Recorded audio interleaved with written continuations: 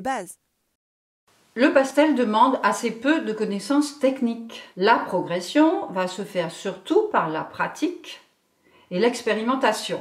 En une seule séance, on peut intégrer les bases de la mise en œuvre. C'est un médium immédiat qu'on applique sans instrument, sans diluant, sans séchage et sans changement de couleur. Selon la façon dont on le tient, les traces sur le papier vont être différentes. L'arête du bâtonnet fait un trait fin. Le bout, un trait plus épais. La tranche, un aplat pour couvrir de grandes surfaces. La pression permet aussi de moduler la couleur. En appuyant fort et en repassant, on couvre le papier d'une couleur intense. Si on effleure le papier, on dépose un voile de couleur.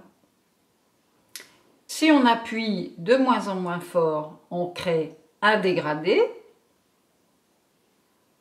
On peut travailler avec des touches et des traits qui donnent de la personnalité à l'œuvre.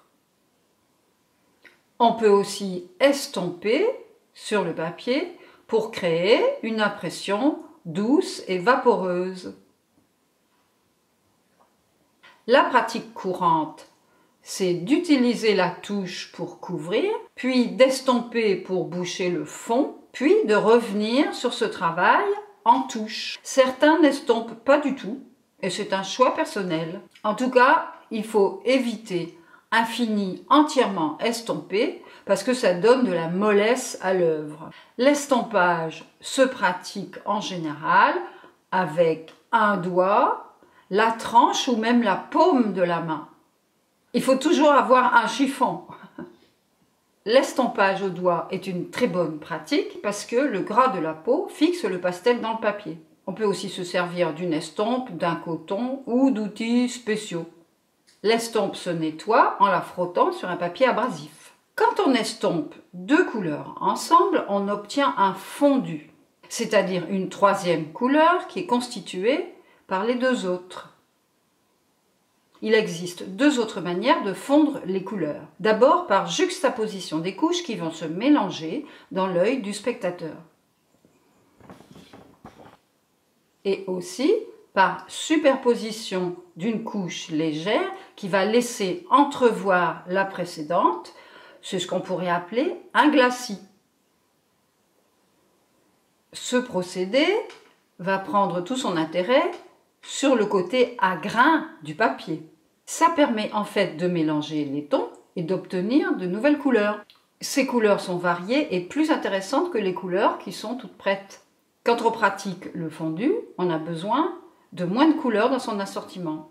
Quand le pastel est terminé, on peut le fixer, mais ça n'est pas obligatoire. On peut l'encadrer sous verre ou le protéger avec un papier cristal et le conserver à plat dans un carton à dessin. Les conseils de Nani.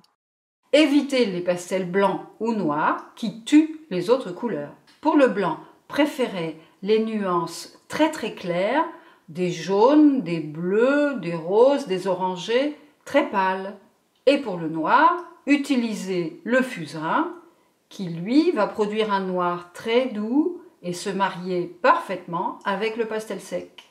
Et maintenant, à vous de jouer! Sans diluant, sans séchage, ça sèche. Sans instrument, sans diluant, sans séchage, sans diluant, sans séchage, oh non, ça va pas. Sans diluant, sans séchage et sans changement de couleur.